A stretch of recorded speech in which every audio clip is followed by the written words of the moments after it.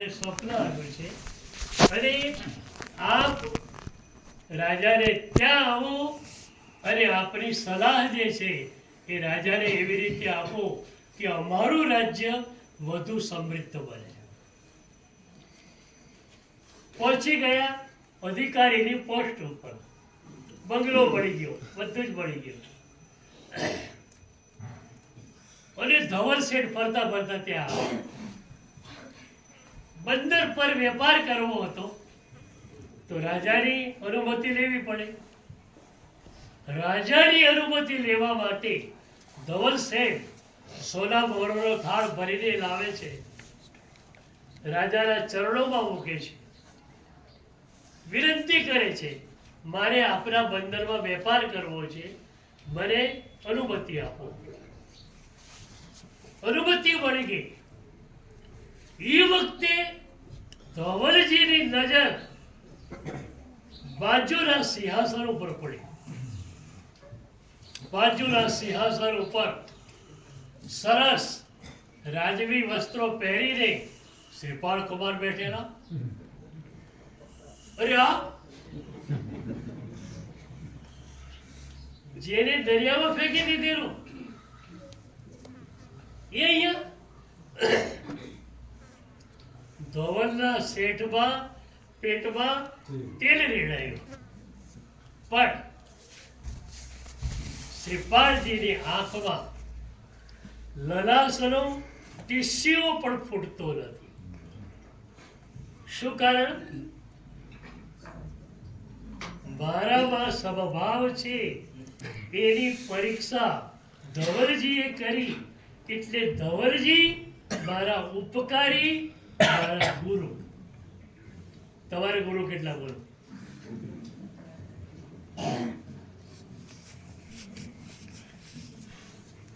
જે તમને કડવા શબ્દોથી કંઈક કહે અને તમારો સમભાવ ચૂકાય નહીં, એ બધા જ તમારા ગુરુ. બરોબર? તો શ્રીપાલજીને તો એક ગુરુ હતા. તમારે કેટલા બધા ગુરુ?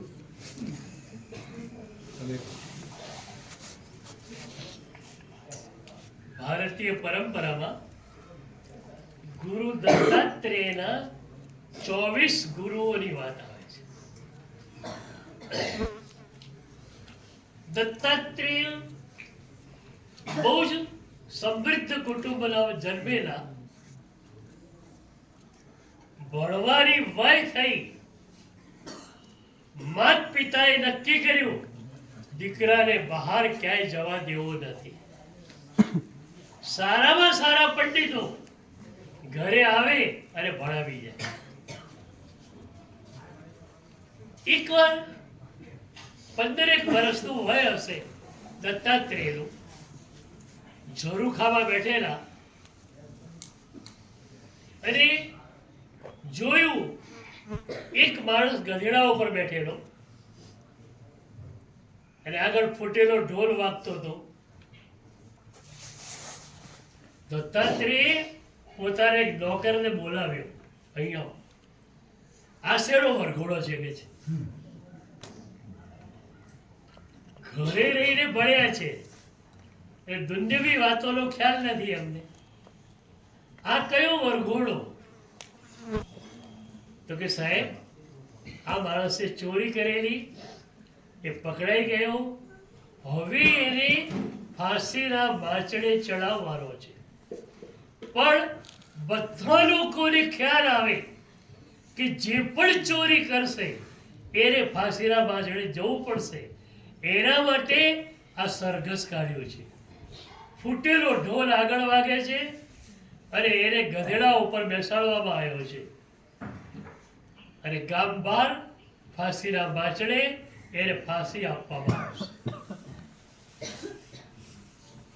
દત્તાત્રેય ધ્રુજી ગયા. એક નાનકડી ઘટના પણ તમને ધ્રુજાવવા માટે પૂરતી હોય છે. તમારા જન્માંતરીય સંસ્કારોને ખોલી આપે. દત્તાત્રેયને થયું રાજાની આજ્ઞા ન માની એની આ હાલત થાય તો પ્રભુની આજ્ઞા હું ન માનું તો મારું શું થાય? तिल तिल का अपराधी हूं मैं, रति रति का चोर. પ્રભુનો આટલો મોટો ચોર હું છું. એને મોકલ્યો છે મને અહીંયા સાધના કરવા. હું જલસો કરી રહ્યો છું. મારા પ્રભુનો હું ચોર છું.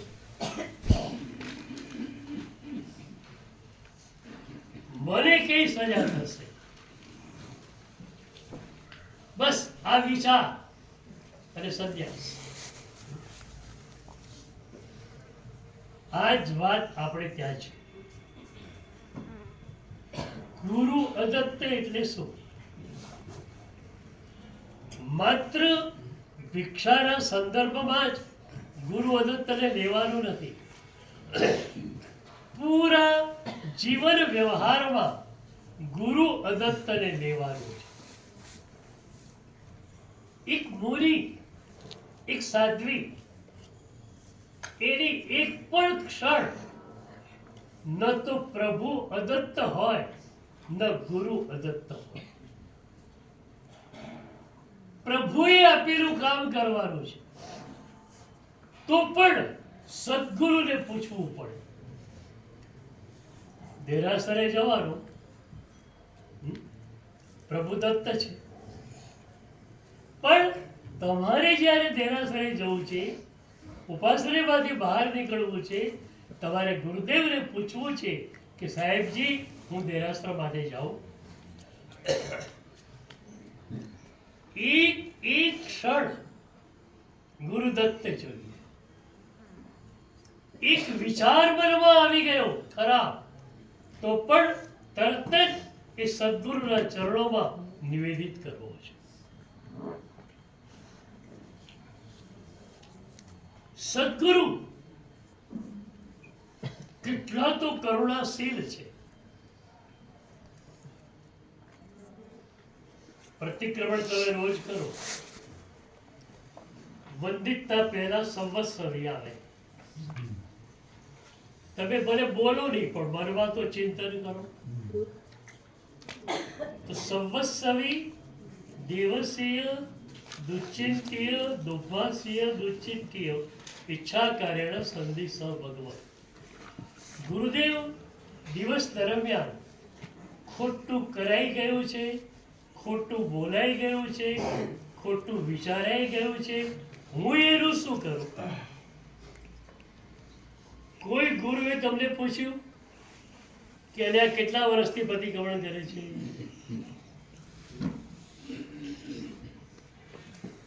પચીસ વર્ષથી તું પ્રતિક્રમણ કરે છે. કેટલાય ગુરુએ કહ્યું પડિક્કમે હ, પાછો ફરી જા. તારે પાછા ફરવું નથી અને અમને પૂછપૂછ કરવું છે.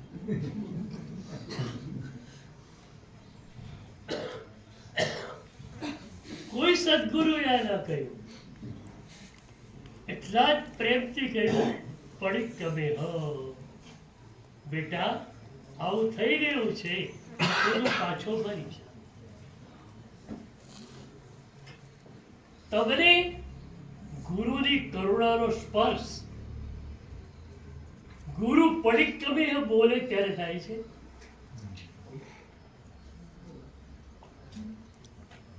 એક 5 વર્ષની દીકરી હોય, એને શરદી થઈ તો મમ્માને કીધું. મમ્માએ સારી ડોઝની ટેબ્લેટ આપી, વિક્સ વેપોરમ ઘસ્યું, બ્લેન્કેટ ઓઢાડીને સુવાડી દીધી.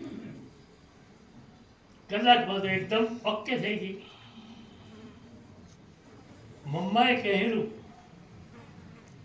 કે આઈસ કેન્ડી ખાવાની નહીં. 1 કલાક થયો, ઓકે થઈ ગઈ બેબી, અને ત્યાં આઈસ કેન્ડી વાળાની ઘંટડી સંભળાય. નીચે ગઈ, આઈસ કેન્ડી ખાધી, શરદી શરૂ. મમ્મા શરદી થઈ ગઈ. શું કર્યું તું? આઈસ કેન્ડી ખાધી હતી? હા મમ્મા. ફરીથી પ્રેમથી વિક્સ વેપોર ઘસી આપે, સુવાડી દે. પણ આવું કેટલા દિવસ ચાલે બોલો?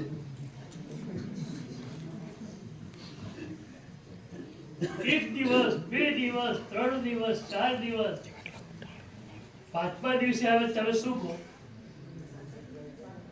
આ બતાવો શું કે? તને કેટલી વાર કહ્યું પણ આઈસ કેન્ડી નહીં ખાવાની.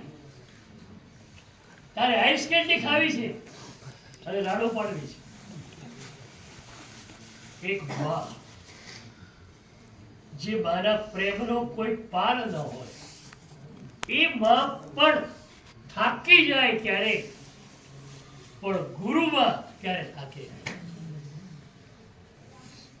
25 વર્ષથી પૂછું છું, છતાં પ્રેમથી એક જ જવાબ, પડીક ગમે હો.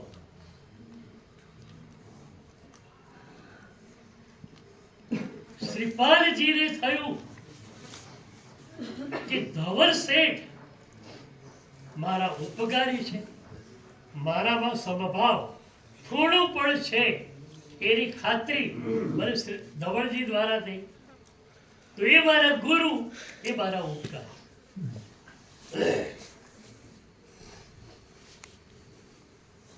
જો કે હું તો કહું છું કે આ વાત પણ શ્રીપાલજી માટે સામાન્ય છે. ધવલ શેઠે ખરેખર કામ કર્યું છે અને એ રીતે કામ કરેલું છે, તો ધવલ શેઠને ઉપકારી તરીકે, ગુરુ તરીકે માને તો એમાં કોઈ વાંધો નથી. પણ શ્રીપાલજી એનાથી પણ આગળ વધે. એમને ધવલની અંદર સિદ્ધત્વ દેખાયું હતું.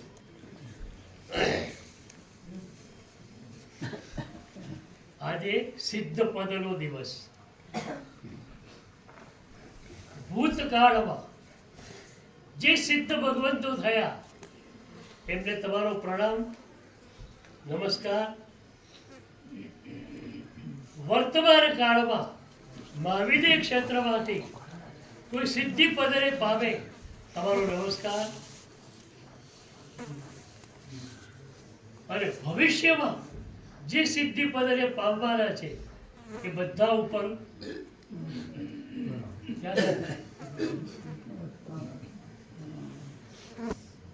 આ બધા ભવિષ્યના સિદ્ધો છે. તો એ ભવિષ્યના સિદ્ધો, એના ઉપર તમારી લાગણી કઈ? કોઈ પણ અંકલ વિના કારણે અડધો કલાક નોન સ્ટોપ ગાળોનો વરસાદ વરસાવે,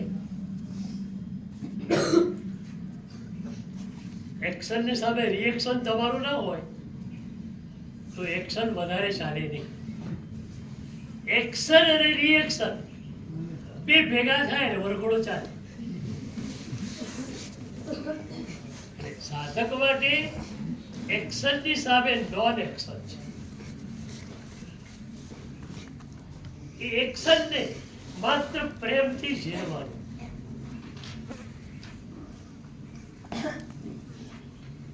તો અડધો કલાક સુધી એ નોનસ્ટોપ ગાળોનો વરસાદ વરસાવે છે. એમનું વ્યાખ્યાન પૂરું થયું પછી તમે પગમાં પડો કે તમે કેટલો બધો મારા ઉપર ઉપકાર કર્યો. શ્રીપાલજી જેવી પરીક્ષા મારી કે તમારી થવાની નથી, પણ આટલી નાનકડી પરીક્ષામાંથી તમે પસાર થઈ શકો ખરા? કોઈએ કડવી વાત કરી, સીધું જ આક્રોશ, એક્શનની સામે રિએક્શન. ભગવાનની વાત આ નથી. ભગવાનની વાત છે એક્શનની સામે નોન એક્શન. તો શ્રીપાલજી પાસે રેવરન્સ ફોર ધ લાઈફ હતું, ચેતના પ્રત્યેનું સમાધાન. આપણે દયા તો પાડીએ, જીવ દયા પાડીએ,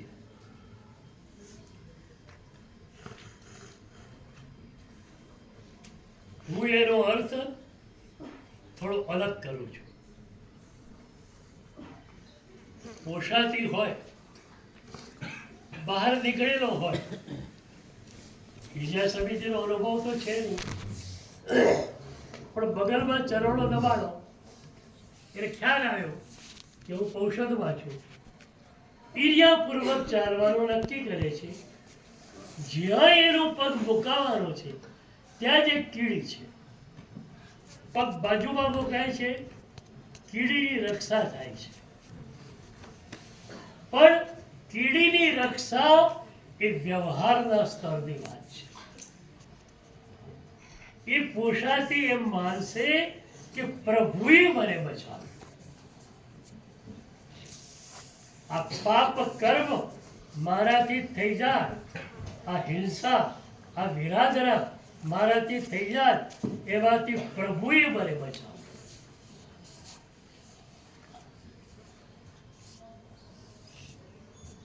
પાવાપુરીમાં સૌથી પહેલા ગૌશાળાનું ઉદ્ઘાટન થયું. દેરાસર તો પછી થયું. તો એ ગૌશાળાના ઉદ્ઘાટન પ્રસંગે પૂજ્યપાદ જીતેન્દ્ર સૂરી મહારાજ સાહેબ અને હું બેઉ હતા.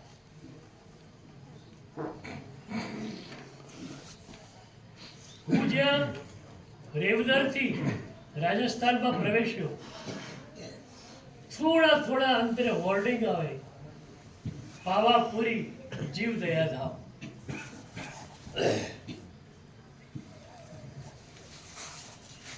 પાવાપુરી પહોંચ્યા, ઉદ્ઘાટન સેરેમની શરૂ થયું. મેં જ્યારે પ્રવચન આપ્યું ત્યારે મેં કહ્યું કે જીવ દયા શબ્દ મને ખટકે છે.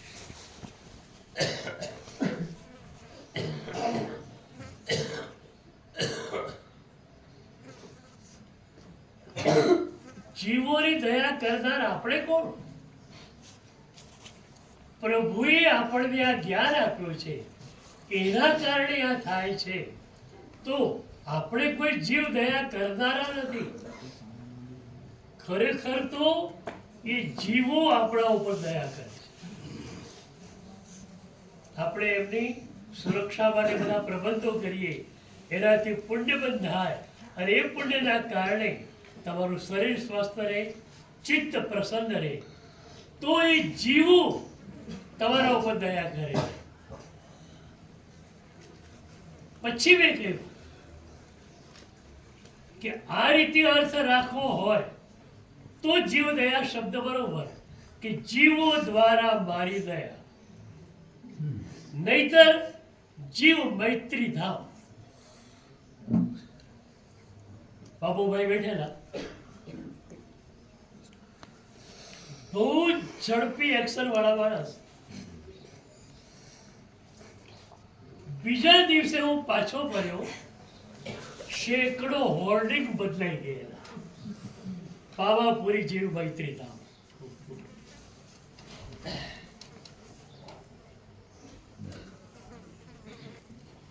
શ્રીપાલજીની પાસે આ જીવો પરનો પ્રેમ હતો, પણ શ્રીપાલજીએ એ નથી માન્યું કે પ્રેમ હું આપું છું બીજાને. પ્રભુએ મને ચાહ્યો છે અને એથી હું આ માર્ગ પર આવ્યો છું. શું પ્રભુની ચાહત અગણિત જન્મોથી એ આપણને ચાહતા જ રહ્યા છે. આપણે એમને પીછાણતા પણ નહોતા. આપણે નરકની નિગોદમાં હતા ત્યારે પણ એમનો પ્રેમ આપણા સુધી પહોંચેલો, અને એ પ્રેમ જ આપણને મનુષ્ય જન્મ સુધી, પ્રભુના શાસન સુધી અને પ્રભુના શ્રાવણ્ય સુધી લાવ્યો છે. કોઈ પણ સાધના તમને મળી, ક્યારે પણ કહેતા નહીં મેં આ સાધના પ્રાપ્ત કરી. પ્રભુ ની કૃપાથી આ સાધના મને મળી છે. એટલે જ આપણે ગઈકાલે જોયેલું કે શુભની સાધના એટલે કે અહોભાવમાં વહેવાની સાધના, શુભના વેગની સાધના એટલે કે અહોભાવ તીવ્ર બને એવી યાત્રા, અને શુદ્ધમાં જવું એટલે તમારે તમારા સ્વરૂપમાં રહેવું. હું ઘણીવાર પૂછતો હોઉં છું, તમે ન હો તો શું હો? તમે નથી. પેલો કુંભારનો ગધેડો ખોવાઈ ગયો. કુંભારો માટે ગધેડો એટલે સંપત્તિ ગણાય. બીજા બધા કુંભારો ખરખરો કરવા આવ્યા કે તમારો ગધેડો ખોવાઈ ગયો. ત્યારે પેલો હસતો હતો. કેમ? તો કે આજે ભગવાને સદબુદ્ધિ મને આપી, રોજ જંગલમાંથી માટી લઈને આવું ત્યારે હું એ જ ગધેડા ઉપર બેસતો. આજે એ ગધેડા ઉપર બેઠેલો નહીં, નહીંતર હું જ ખોવાઈ જાત ને.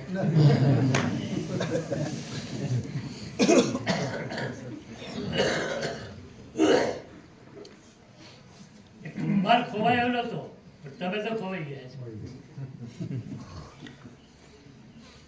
શુદ્ધમાં જવું એટલે તમારું તમારામાં રહેવું, ઉપયોગ સ્વ કેન્દ્રિત બની જાય. એક બૌદ્ધ ભિક્ષુ હતા, રડતા હતા. કોકે પૂછ્યું કેમ રડો છો? ત્યારે એમણે કહ્યું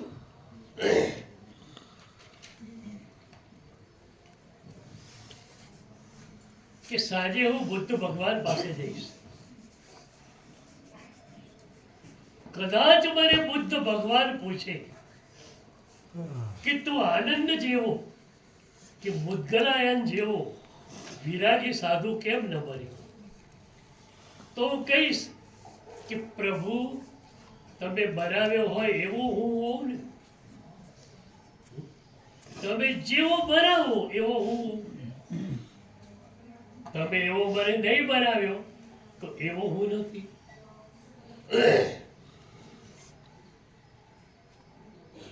તમારી આખી જીવનની ચર્યા આ એક જ શબ્દમાં આવે, આઈ એમ ટોટલી ચોઇસલેસ પર્સન.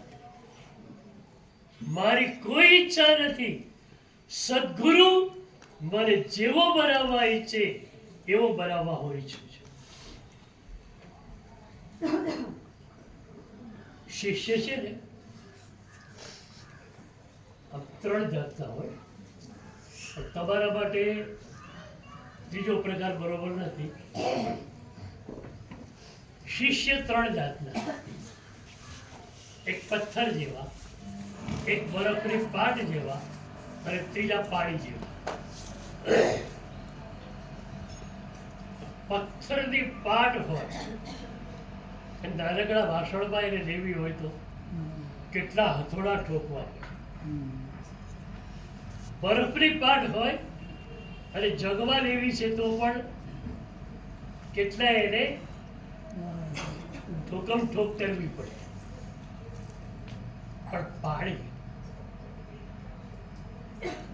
એને જગમાં ઢાળો, ગોળામાં ઢાળો, ગ્લાસમાં ઢાળો,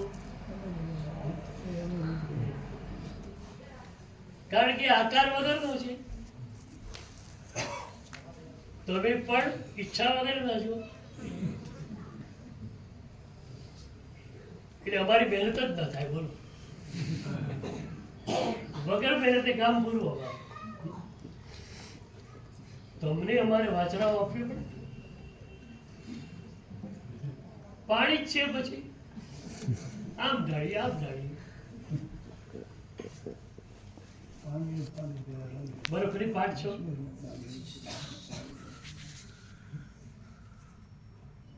તો પણ સારું, થોડા ગચ્યા કાઢ્યા એટલે જગમાં નાખ્યા, પાણી થઈ ગયું.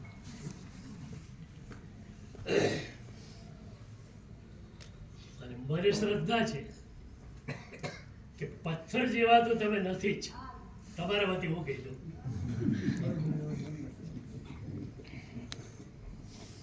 તો એ બૌદ્ધ ભિક્ષુ કહે છે કે ભગવાન પાસે જઈશ, ભગવાન પૂછે કદાચ કે તું આનંદ જેવો કે મુદ્ગલાયન જેવો વિરાગી ભિક્ષુ કેમ ન બન્યો?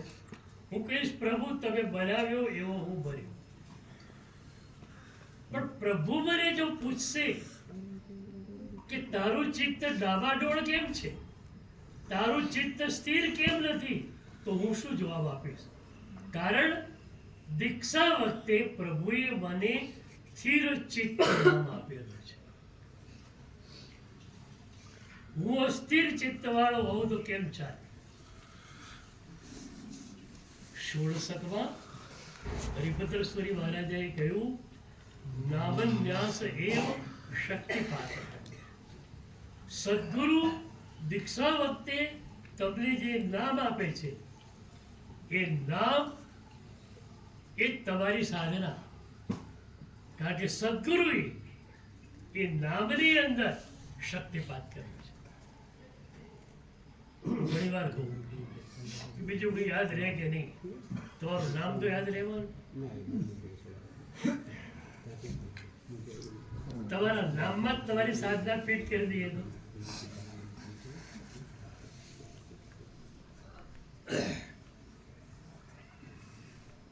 તો એ ભિક્ષુ કે છે કે પ્રભુ મને જો પૂછે કે તું સ્થિર ચિત્ત વાળો કેમ નથી, તો હું શું જવાબ આપીશ? એટલે હું રડું છું.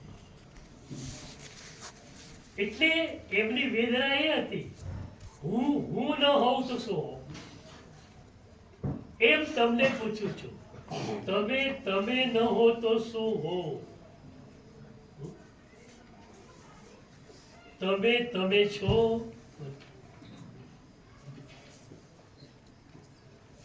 તમે શુદ્ધ સ્વરૂપમાં સ્થિર છો અત્યારે. ઉપયોગ સ્વમાં કે પરમાં?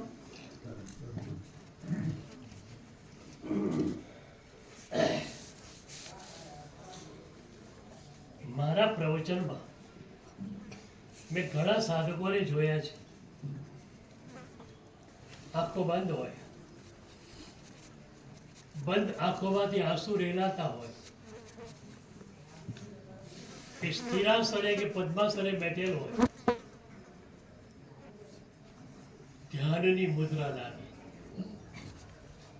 અને એ ધ્યાનના સ્તર પર એ પ્રભુના પ્યારા પ્યારા શબ્દોને ચીરતો. શું મજાની પરંપરા આપણને મળી છે.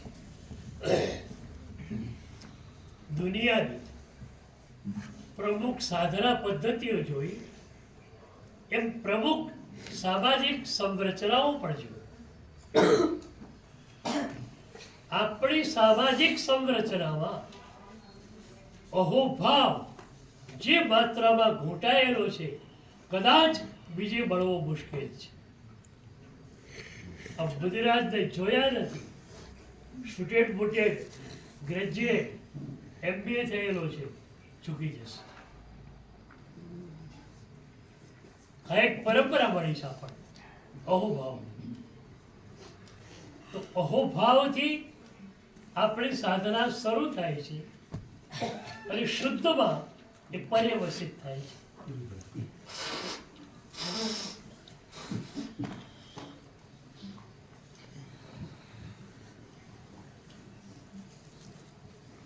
કેવો અહોભાવ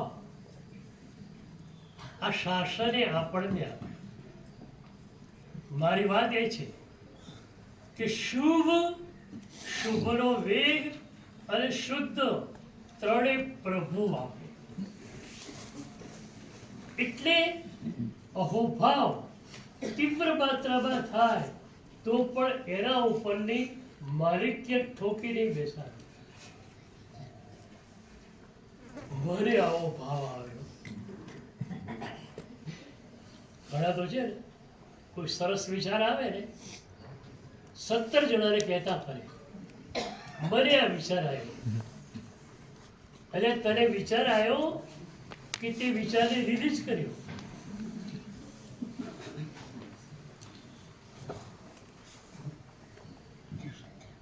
ટીવીનું ઇડિયટ બોક્સ હોય એ કે પ્રોગ્રામ ક્રિએટ નથી કરતો, એ પ્રોગ્રામને રિસીવ કરે અને છોડે. એમ કોઈ મહાપુરુષ નજીકમાં હોય, એમણે વિચારો કરેલા હોય સરસ, અને એ વિચારોના મોજા છૂટીને તમારી પાસે આવ્યા હોય, તમે ન્યુટ્રલ હો, તટસ્થ હો, તમે એ મોજાને પકડ્યા હો, અને તમે તમારે વિચાર આવ્યો. તને વિચાર આવ્યો નથી, તે મહાપુરુષના વિચારને પકડ્યો છે. તો પ્રભુએ શાસન સ્થાપ્યું અને અહોભાવ મળ્યો. આ શાસન ન મળ્યું હોત તો આટલો અહોભાવ મળે? શાસન મળ્યું, અહોભાવ મળ્યો. શાસન કોણે સ્થાપ્યું? પ્રભુએ સ્થાપ્યું. તો અહોભાવ કોણે આપ્યો? પ્રભુએ. એ અહોભાવની એક્સ્ટ્રીમ પોઈન્ટ ઉપર તમે ગયા, કોણ તમને લઈ ગયું? પ્રભુ. પ્રભુના શાસનને કારણે, પ્રભુના પ્યારા પ્યારા શબ્દોને કારણે તમારી અહોભાવની ધારા એકદમ ઉછળાય અને તમે વિચારોના, સાધનાના, અહોભાવના મેરુ શિખર ઉપર પહોંચી જાઓ. પણ ત્યાં તમને પહોંચાડ્યા કોણે? પ્રભુ. અને શુદ્ધની ધારા. આદિશ્વર દાદાનું દર્શન કરીએ અહીંયા, એમના ચહેરા ઉપર જે વિતરાગ દશા છે, જે પ્રસમ રસ છે, એનું દર્શન કરીએ. આપણી અંદર એવી વિતરાગ દશા છે, એવો પ્રસમ રસ છે, એવી અનુપ્રેક્ષા થાય, કારણ કે મહાપુરુષોએ આપણને કહ્યું છે. અને પછી એ જ પ્રભુની કૃપાથી આપણી અંદર રહેલી વિતરાગ દશાનો આંશિક અનુભવ થાય. તો શુદ્ધ તમને કોણે આપ્યો? પ્રભુએ. એટલે શુભ, શુભનો વેગ અને શુદ્ધ, આ ત્રણેય પ્રભુ દ્વારા મળે છે. એટલે કડી આપણી એ હતી, ત્રિવિધ યોગ ધરી આદર્યો, નેમિનાથ ભરતાર, ધારણ પોષણ તારણો રે દવસર મુક્તા. રાજ્યમાંથી શું કર્યું? વર વચન અને કાયા પ્રભુના ચરણોમાં સમર્પિત કરી.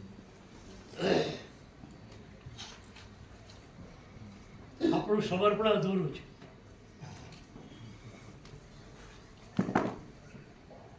અધૂરું છે. શરીર પ્રભુને સોંપ્યું, મન તો તમારી પાસે જ રાખ્યું છે, એ પ્રભુને સોંપ્યું.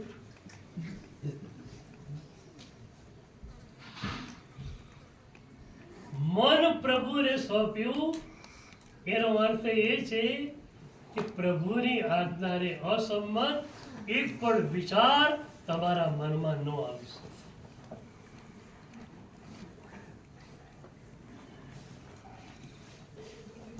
તો રાજીવતીજી મન, વચન અને કાયા પ્રભુના ચરણોમાં સમર્પિત કરી અને પ્રભુએ એક સરસ મજાનો નવશેરો હાર ગણાય એવો સાધનાનો હાર રાધીમતીજીને આપ્યો. ધારણ, પોષણ, તારણ.